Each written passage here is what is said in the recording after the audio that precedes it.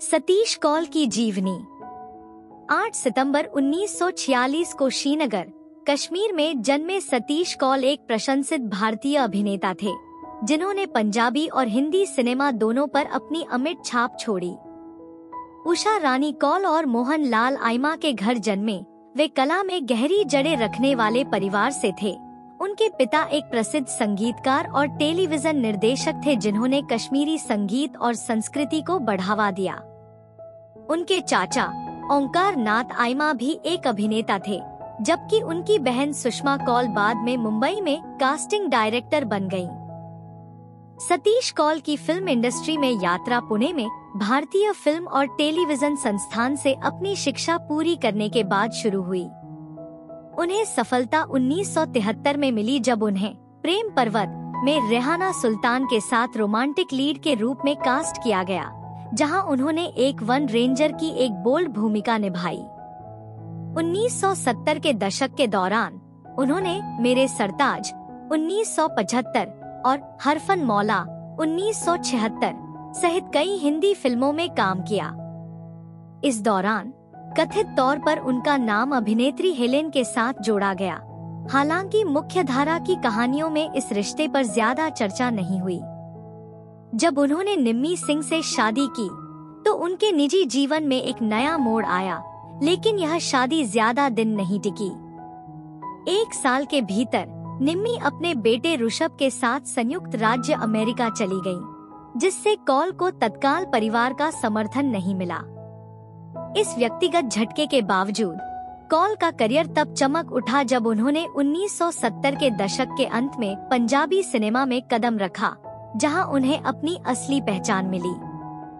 पंजाबी दर्शकों से जुड़ने की उनकी क्षमता ने उन्हें 300 से ज्यादा फिल्मों में भूमिकाएं दिलाईं, जिससे उन्हें पंजाबी सिनेमा का अमिताभ बच्चन कहा जाने लगा। उनके सबसे यादगार कामों में सस्सी पुन्नू, इश्क निमाना, पटोला और सुहाग चूड़ा जैसी फिल्में शामिल हैं। एक अभिनेता के रूप में उनकी बहुमुखी प्रतिभा तब और भी निखर कर सामने आई जब उन्होंने प्रतिष्ठित टेलीविजन सीरीज महाभारत 1988 में भगवान इंद्र का किरदार निभाया, जिससे उन्हें राष्ट्रीय पहचान मिली। वह विक्रम और बेताल जैसे अन्य टेलीविजन शो में भी दिखाई दिए। पंजाबी सिनेमा में उनके योगदान के लिए सतीश कौल को 2011 में पीटीसी पंजाबी फिल्म अवार्ड्स में लाइफ टाइम अचीवमेंट अवार्ड से सम्मानित किया गया। हालांकि इस अवधि में उनके वित्तीय संघर्षों की शुरुआत भी हुई, जब लुधियाना में एक एक्टिंग स्कूल स्थापित करने का उनका प्रयास विफल हो गया, जिसके परिणामस्वरूप उन्हें काफी नुकसान हुआ। उनके जीवन का उत्तरार्ध गंभीर चुनौतियों से भरा रहा। 2015 में उन्हें कूल्हे में गंभीर फ्रैक्चर हुआ, जिसके कारण वे 2.5 साल तक बिस्तर पर पड़े रहे। उनकी आर्थिक स्थिति इतनी खराब हो गई कि उन्हें बुनियादी जरूरतों को पूरा करने के लिए भी संघर्ष करना पड़ा। वे एक वृद्धाश्रम में रहते थे और बाद में सत्या देवी नामक एक व्यक्ति की दया से उन्हें आश्रय मिला। अपनी पिछली सफलता के बावजूद उद्योग में एक संरचित सहायता प्रणाली की कमी ने उन्हें इन कठिन समयों के दौरान कमजोर बना दिया। सतीश कौल के चचेरे भाई मेजर सुशील आइमा की 1999 के भारत-पाकिस्तान युद्ध के दौरान ड्यूटी के दौरान मृत्यु हो गई, जिससे उनके परिवार के इतिहास के मार्मिक अध्याय जुड़ गए।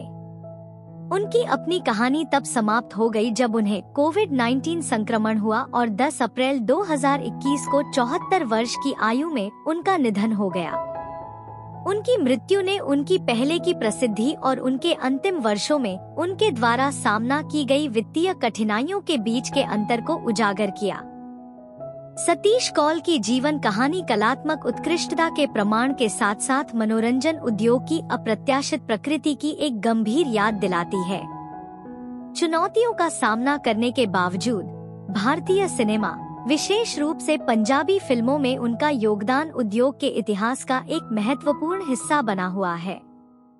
एक प्रसिद्ध अभिनेता से लेकर अपने अंतिम वर्षों में बुनियादी आवश्यकताओं के लिए संघर्ष करने वाले व्यक्ति तक का उनका सफर मनोरंजन उद्योग में उम्रदराज कलाकारों के लिए बेहतर सहायता प्रणालियों की आवश्यकता के बारे में एक शक्तिशाली कथा बन गया है।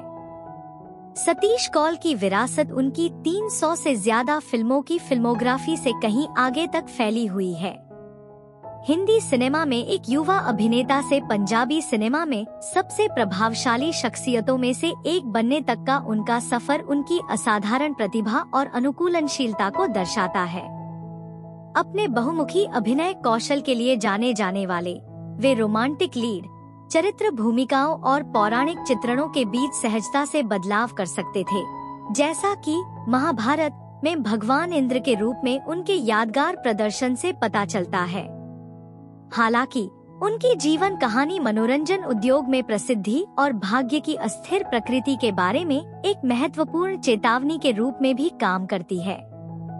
अपनी अपार लोकप्रियता और पंजाबी सिनेमा के अमिताभ बच्चन के उपनाम के बावजूद सतीश कौल के बाद के वर्षों में आर्थिक तंगी और अलगाव की स्थिति रही। लुधियाना में अभिनय स्कूल के साथ उनका असफल प्रयास, स्वास्थ्य समस्याओं और परिवार के समर्थन की कमी के कारण भाग्य में नाटकीय उलटफेर हुआ, जिससे उन्हें बुनियादी जरूरतों के लिए संघर्ष करना पड़ा। उनके शानदार करियर और उनके अंतिम वर्षों के बीच के अंतर ने भारतीय फिल्म उद्योग में उम्रदराज कलाकारों के लिए बेहतर सहायता प्रणालियों की जरूरत के बारे में महत्वपूर्ण चर्चाओं को जन्म दिया है। उनकी कहानी इस बात पर प्रकाश डालती है कि कैसे प्रसिद्ध अभिनेता भी उचित वित्तीय योजना और संस्थागत सहायता के बिना विनाशकारी परिस्थितियों का सामना कर सकते हैं। उनकी जरूरत के समय उद्योग की सहायता की अनुपस्थिति मनोरंजन पेशेवरों के लिए संरचित कल्याण कार्यक्रमों की तत्काल आवश्यकता को रेखांकित करती है।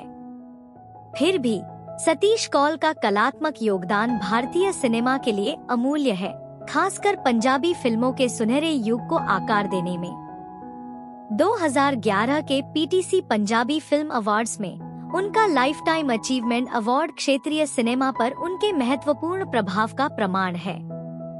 उनके अभिनय ने अभिनेताओं की नई पीढ़ियों को प्रेरित करना जारी रखा है, जबकि उनके व्यक्तिगत संघर्ष सुर्खियों से परे जीवन के लिए तैयारी के महत्व की एक शक्तिशाली याद दिलाते हैं।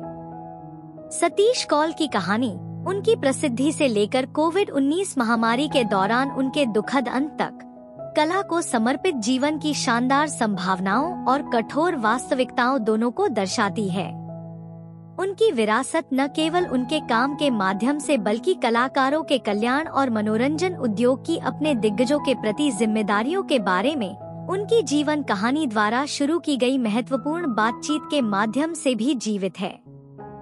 समय बीतने के साथ सतीश कौल को न केवल एक प्रतिभाशाली अभिनेता के रूप में याद किया जाता है, बल्कि एक ऐसे व्यक्तित्व के रूप में भी याद किया जाता है जिनकी जीवन कहानी ने इस बात पर महत्वपूर्ण चर्चा को जन्म दिया कि उद्योग में वृद्ध कलाकारों के प्रति व्यवहार में बदलाव की आवश्यकता है।